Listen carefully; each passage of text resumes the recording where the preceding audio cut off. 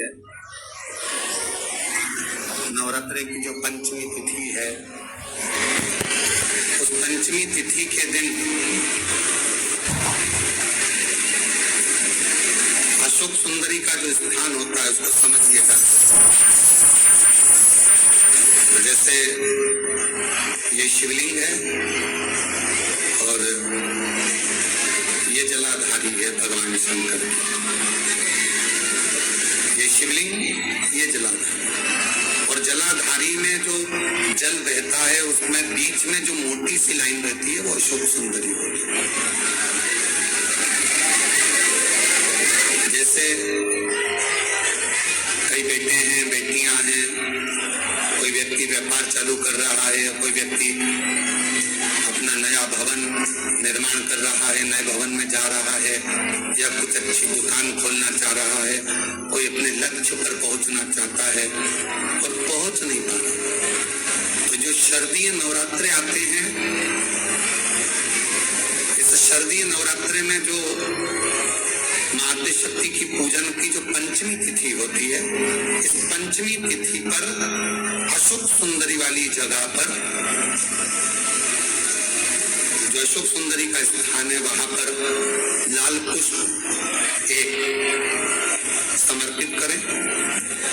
जो जलाधारी है, माँ पार्वती, जगत जननी, जगदम्बा, अम्बा, भवानी मैया, दुर्गा का हस्त कमल, इस पर 7 जगह पर कहीं पर भी लाल चंदन की बिंदी 7 स्थान पर कहीं पर भी रखें, और 1 लोटा जल शिव जी को पंचमी के दिन, नवरात्रि की, शारदीय नवरात्रि की पंचमी के दिन कामना करते हुए उत्तर की ओर मुख कर कर, अर्थात यहाँ बैठते हुए शिव जी पर जल चढ़ाना प्रारंभ करें और अपने मन की कामना कहकर बाबा के पास में जो लाल पुष्प समर्पित करा है, उस पुष्प को अशोक सुंदरी वाली जगह से वापस लेकर जाए।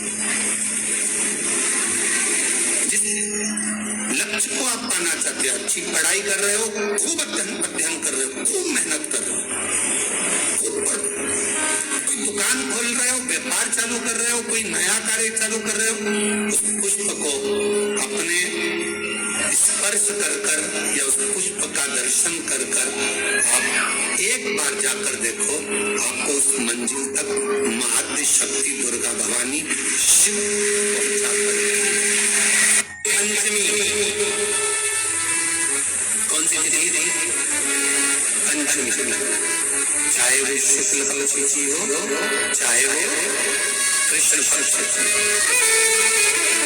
शिव महापुराण की कथा कहती है, आपको अनुभव हो जाए, जिंदगी में कभी संपदा नहीं हो सकती, संपदा बढ़ती चली जाती, संपदा घटने से नहीं, बढ़ेगी और घटेगी, कष्ट नहीं आ सकता, रोग बीमारी नहीं आ सकती। आपके लिए तो लाभदायक है, समझ लो। एक कथा शास्त्र कहता है कि जिसके घर में संपदा की कमी हो, पैसा आ ही नहीं रहा हो, सब कुछ उलझ गया हो, बहुत टेंशन चल रहा हो, पंचमी तिथि के दिन गन्ने का रस, गन्ने का रस, गन्ने का रस तुलसी जी के क्यारे में हाथ में लेकर 7 बार अपना नाम और गोत्र बोलकर छोड़ दो, जिंदगी में 3 साल में तो करोड़पति बनकर बैठ जाओगे, कभी लक्ष्मी की कमी नहीं आ सकती। तैयारी में बैठे रहोगे कि फिर पंचमी तिथि आए। आम के पल्लव की महत्वता को जरा जानिएगा, बहुत बहुत ध्यान दीजिएगा। आम के पत्ते देखे आप लोगों ने? अरे बोलो, जम के तो बोलो। देखे, उसका प्रयोग कभी आप लोगों ने करा? आम के पत्ते का कभी प्रयोग कर कर देखिएगा। अभी तो नवरात्रि चल रही है, नवरात्रे में जब 5वां दिन नवरात्रे का रहे, चैत्री नवरात्रे का 5वां दिन रहे, और मान लो कि आपके घर में किसी बच्चे की, लड़के की या लड़की का या मंगल विवाह नहीं हो रहा हो, या शादी नहीं हो रही हो, या उस लड़के लड़की के लिए बहुत प्रयास कर लिया आपने, उसकी शादी हो ही नहीं गई, अथक प्रयास आपने कर लिया और उसका मंगल विवाह नहीं हो रहा, तो ये देवी भागवत में स्पष्ट कहा गया, देवी भागवत में वर्णन किया गया, देवी भागवत में वर्णित किया गया, और देवी भागवत में कहा गया कि आम का जो पत्ते होते हैं आम का जो पत्ता होता है, आम का जो पल्लव होता है, उस आम के पत्ते पर हल्दी और सिंदूर,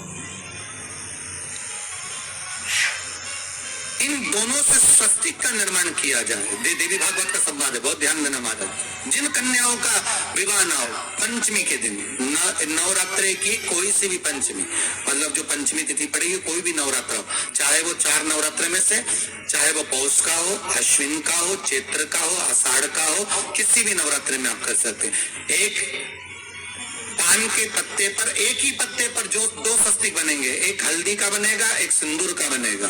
बस अंतर इतना है, जो हल्दी का स्वस्तिक है उस पर कंकु के चावल अर्थात रौली के चावल, रौली कुंकू के चावल रखना है, और जो सिंदूर का है उस पे हल्दी के चावल रखना।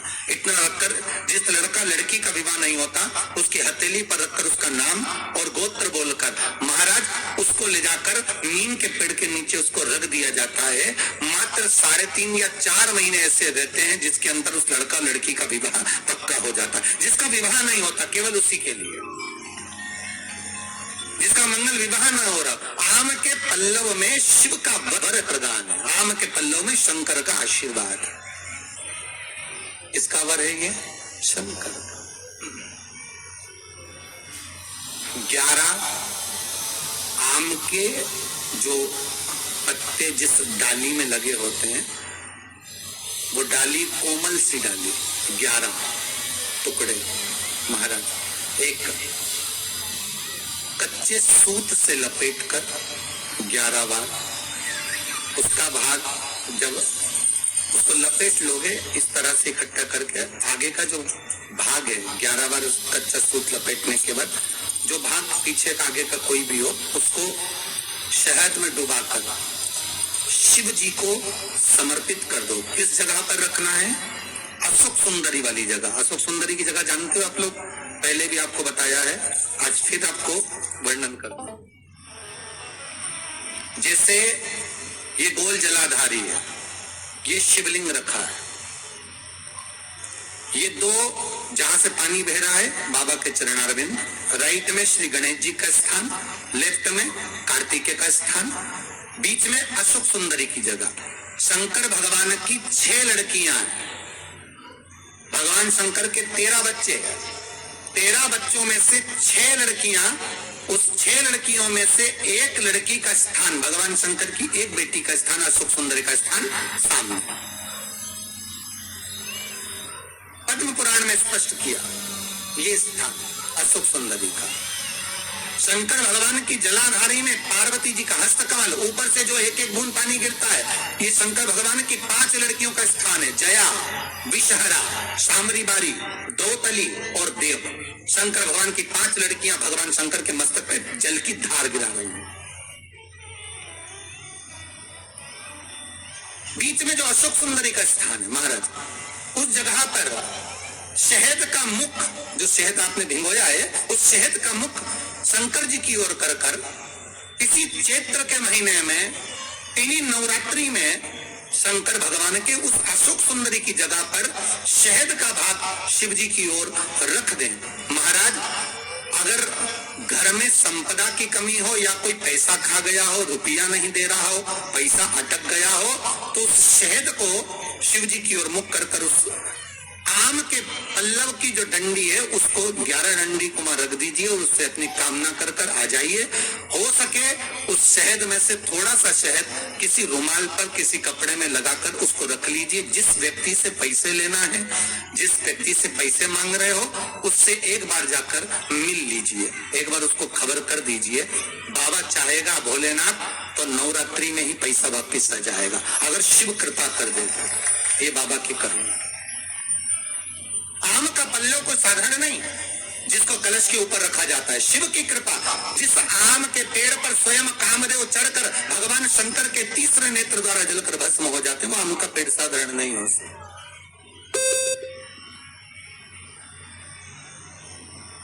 सहज नहीं है।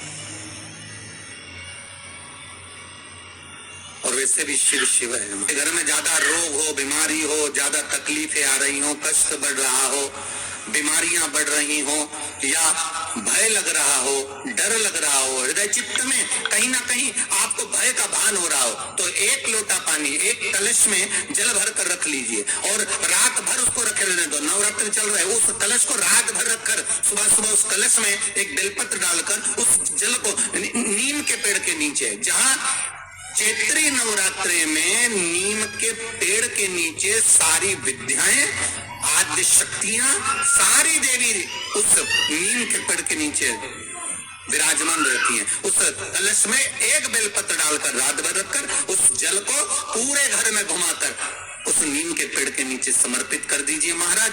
घर में भय लगना बंद हो जाएगा, कोई बड़ी बीमारी आपको घेरेगी नहीं और उस बीमारी से, उस रोग से आप मुक्त रहेंगे। उस बीमारी से, उस रोग से आप मुक्त पाएंगे। वो बीमारी आपको घेर नहीं। सोना आपको कुछ नहीं चाहिए, मेरे शंकर को चाहिए क्या?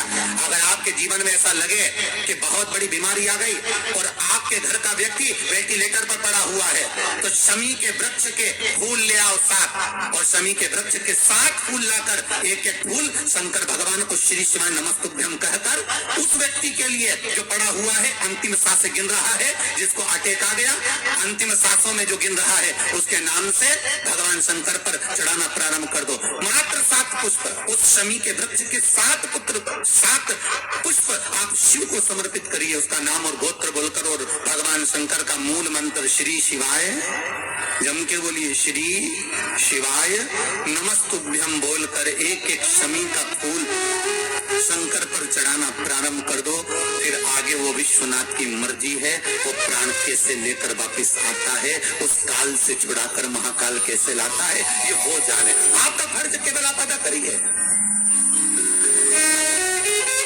जब अंत में डॉक्टर भी हार जाते हैं, जब अंत में डॉक्टर भी कह देते हैं कि अब हमारे बस का नहीं है, अब तो उस परमात्मा के हाथ में, मतलब डॉक्टर को भी मालूम है कि एक को डॉक्टर बैठा हुआ, एक डॉक्टर और है, वो बस वो थोड़ा सा दूर तो रहता है और करीब भी बहुत है। कई लोग कहते हैं गुरु जी वो कैलाश पर रहता है बहुत, तो उनको बुलाएंगे तो आएंगे। हमने कहा कैलाश पर तो रहता ही नहीं है, जहाँ भक्त है वहां भगवान, वो दूर तो रहता ही नहीं। आप तो बस केवल उसको बुलाने का प्रयास करिए, आप दिल से बस उसको हाजिर, वो दिल से बुलाओ तो उसको।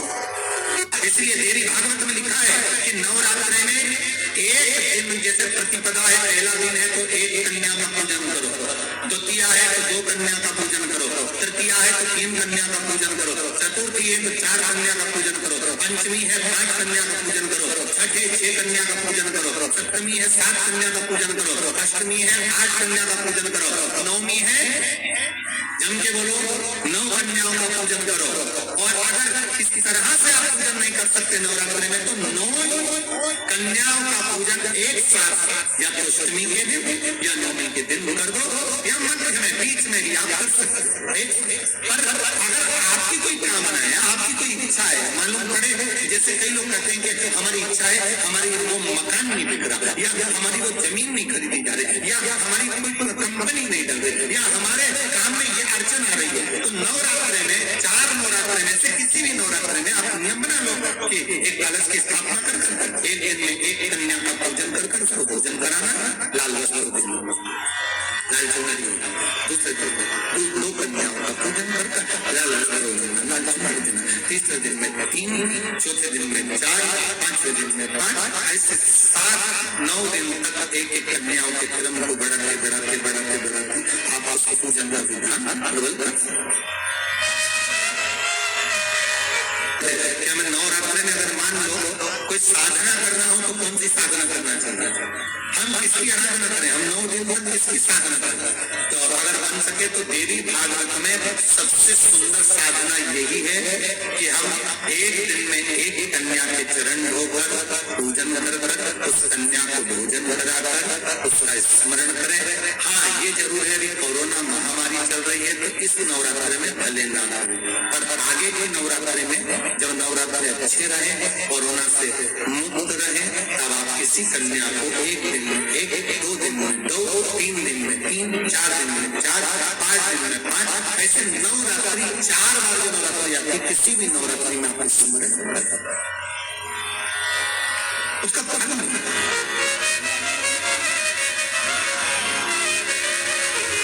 उसका फल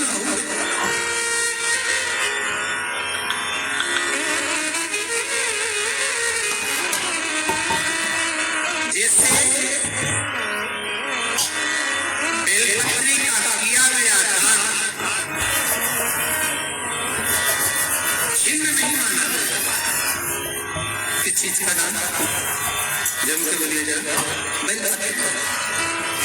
बेलपत्री का किया गया दान छिंददान नहीं है, समाप्ति नहीं होती। बेलपत्री अगर आपने कोई आपसे कहा जी तुम्हारे यहाँ बेलपत्री लगी है, जरा दे दोगी? बिल्कुल।